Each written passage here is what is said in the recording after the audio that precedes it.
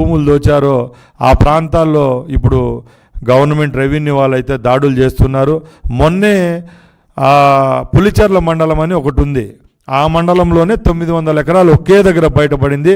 అలాగే పెద్దిరెడ్డి రామచంద్రారెడ్డి వాళ్ళ మిస్సెస్ పేరుతో మదనపల్లిలో బైపాస్ రోడ్డుకే ఒక 5 ఎకరాలు సార్. ఆ మ్యాప్ కూడా నా దగ్గర ఉంది, మీకు ఇస్తాను. ఇక్కడ వంకపురం పోగులు చెరువులు ఆక్రమిస్తే అది పెద్ద క్రిమినల్ యాక్ట్ సార్, మన నేషనల్ యాక్చువల్గా రెవెన్యూ యాక్ట్ పరంగా. అలాంటి భూములు కూడా దోచుకోవడం జరిగింది. ఇప్పుడు మీరు పొంగునూరు అయితేనేం, తమ్మలపల్లి, మదనపల్లిలో ఉన్న క్వారీల దగ్గరికి కూడా ఒకసారి వెళ్ళండి. ఏ క్వారీలు అయితే 5 సంవత్సరాలు కలకల్లాడుతూ ఉన్నాయో అవి వీళ్ళ మనుషులు వదిలేసి పారిపోవడం కూడా జరిగింది. పెద్దిరెడ్డి రామచంద్రారెడ్డికి సంబంధించిన మెషినరీ ఏదైతే ఉందో, ఈ మైన్స్లో లిఫ్ట్ చేసే ప్రొక్లైనర్లు అయితేనేం, ఇటాచీలు అయితేనేం, టిప్పర్లు అయితేనేం, ఇవన్నీ దొంగగా ఒక పేరుతోనే 3 వెహికల్ మెయింటైన్ చేయడం, ఒక నెంబర్తోనే 6 బండ్లు తిప్పడం సంస్కృతి కూడా వాళ్ళకు ఉంది. ఈరోజు ఆ వెహికల్లు కూడా పొరుగు రాష్ట్రాల్లో గోడౌన్లలో దాచిపెట్టినారని మాకుంది.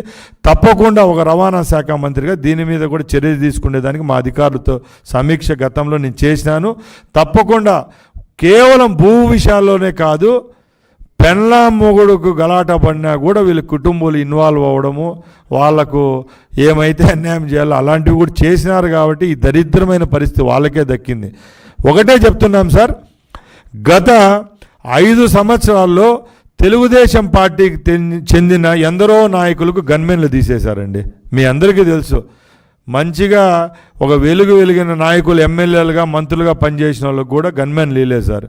ఈరోజు 20 రోజులో, ఒక 30 రోజులో, ఒక 2 నెలలు అయింది, గన్మెన్లు తీస్తే మీకు బాధ ఎందుకు సార్? ఆ రోజు 10 మంది 20 మంది పోలీసు వాళ్ళని పెట్టుకొని మీరు గ్రామాల్లో తిరిగారు. ఈరోజు మీ పవర్ పోయి సుమారు 2 నెలలు అవుతుంది. ఈ రోజుటికే మీరు ప్రజల్లోకి రాలేకపోతానంటే నిజంగా మీరు తప్పు చేయని వాళ్ళు అయితే మీకు భయం ఎందుకు అని నేను ప్రశ్నిస్తున్నా.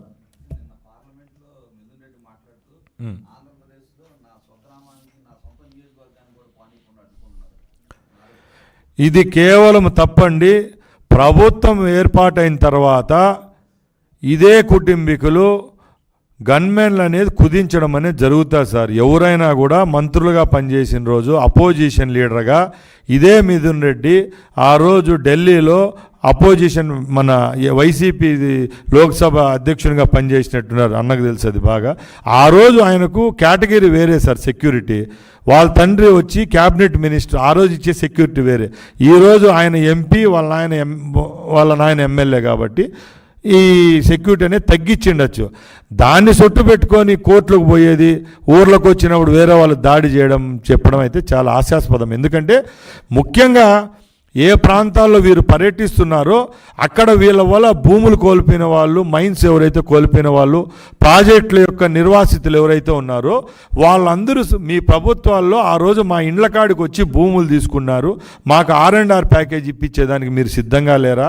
ఆ రోజు మీరు ప్రభుత్వంలో ఉన్నారు, ఈరోజు కూడా మీరు ఎంపీ ఎమ్మెల్యేలుగా ఉన్నారు కాబట్టి మిమ్మల్ని అడిగేదానికి వస్తున్నామని అడిగితే వాళ్ళు రిటర్న్గా దాడి చేయడం జరిగింది. అంతే తప్పక ఎక్కడ లా అండ్ ఆర్డర్ అనేది తెలుగుదేశం పార్టీ కార్యకర్తలు అయితే మా చేతుల్లోకి తీసుకోవడం అయితే జరగలేదు.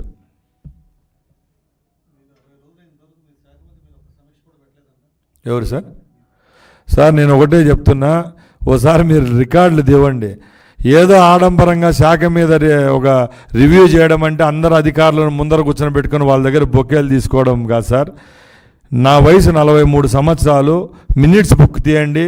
నేను ఎన్ని రోజులు ఇచ్చాపురం కాడి నుంచి కుప్పం వరకు నేను ఒక రాష్ట్ర స్పోర్ట్స్ మినిస్టర్గానైతేనేం, ట్రాన్స్పోర్ట్ మినిస్టర్గా, అలాగే ఆర్టీసీకి సంబంధించిన మంత్రిగా ఎక్కడెక్కడ తిరిగానో ఒకసారి రికార్డు తీయండి సార్. మనసా వాచ చంద్రబాబు నాయుడు గారు నాకు ఇచ్చిన అవకాశాన్ని సద్వినియోగం చేసుకునేదానికి నేను సిద్ధంగా ఉన్నా తప్పక అలా ఏ విధంగా నేను ఎక్కడో రిసార్ట్లకో ఫారిన్ ట్రిప్పులకు ఎక్కడా పోలేదు. నేను నా కాన్స్టిట్యున్సీలో 16 రోజులున్నా, అలాగే అసెంబ్లీకి ఎన్ని రోజులు జరిగితే అన్ని రోజులు అసెంబ్లీకి వచ్చినా, అలాగే పార్టీ ఆఫీసర్ నాకు ఏదైతే బాధ్యత ఇచ్చినారో ఆ బాధ్యత కూడా చేస్తానంటే చిత్తశుద్ధితో మా నాయకత్వం నా మీద పెట్టిన నమ్మకాన్ని నెరవేర్చేదానికి సిద్ధంగా ఉన్నా.